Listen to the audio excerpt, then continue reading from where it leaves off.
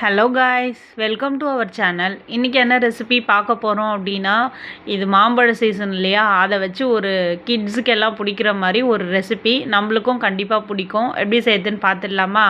வாங்க. நான் வந்து 1 டேபிள் ஸ்பூன் கார்ன்ஃப்ளவர் எடுத்து வச்சுருக்கேன்.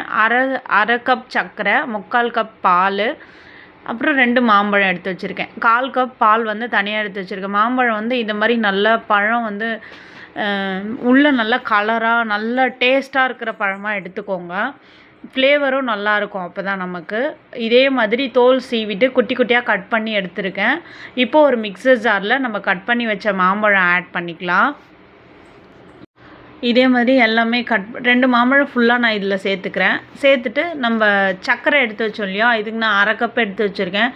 உங்களுக்கு வேணும், இன்னும் ஸ்வீட் வேணும் அப்படின்னா நீங்கள் சேர்த்துக்கலாம். ஒரு பிஞ்ச் கல்லுப்பு நான் இதில் சேர்த்துக்கிறேன்.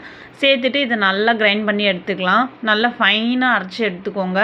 இதை பாருங்கள், இதே மாதிரி அரைச்சி எடுத்துக்கோங்க. இப்போ நம்ம வச்ச 3/4 கப் பால் வந்து இதில் ஊற்றிக்கலாம். ஊற்றிட்டு இதையும் நல்லா ஃபைனாக நல்ல ஒரு கிளாஸி கன்சிஸ்டன்சிக்கு இதே மாதிரி அரைச்சி எடுத்துக்கலாம். இப்போ நம்ம 1/4 கப் பால் எடுத்து வச்சோம் இல்லையா, அந்த பாலை கார்ன்ஃப்ளவர் கூட சேர்த்து இதே மாதிரி மிக்ஸ் பண்ணி எடுத்து வச்சுக்கலாம். அவ்வளோதான். இந்த கார்ன்ஃப்ளவர் வந்து இப்படியே இருக்கட்டும். இப்போ நம்ம ஸ்டவ் ஆன் பண்ணி ஒரு கடாய் வச்சுக்கலாம். கார்ன்ஃப்ளவர் வந்து கட்டிகள் இல்லாமல் இந்த மாதிரி மிக்ஸ் பண்ணி வச்சுக்கோங்க.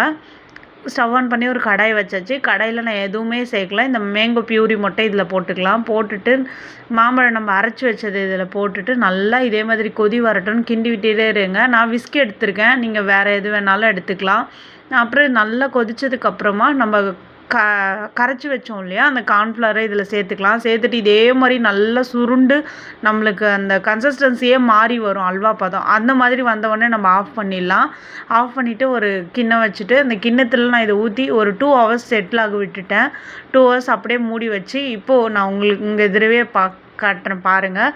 கிண்ணத்தை கவுத்து போட்டு இதே மாதிரி எடுத்தோம் அப்படின்னா சூப்பரான வீட்லேயே மேங்கோ புட்டிங், மேங்கோ ஜெல்லி, நம்ம எது வேணாலும் சொல்லிக்கலாம். ரொம்ப ரொம்ப டேஸ்ட்டாக இருக்கும். நான் மேலே உங்களுக்கு அழகாக இருக்கணுன்றதுக்காக இதே மாதிரி மாம்பழம் கட் பண்ணி புதினா வச்சுருக்கேன். தட்டி பாருங்கள், அப்படியே ஜெல்லி மாதிரி ரொம்ப சூப்பராக இருந்துச்சு பார்க்குறதுக்கே. டேஸ்ட்டும் செம்மையாக இருந்துச்சு. நம்ம சேனல் பிடிச்சிருந்துச்சி அப்படின்னா லைக் பண்ணி சப்ஸ்கிரைப் பண்ணிக்கோங்க.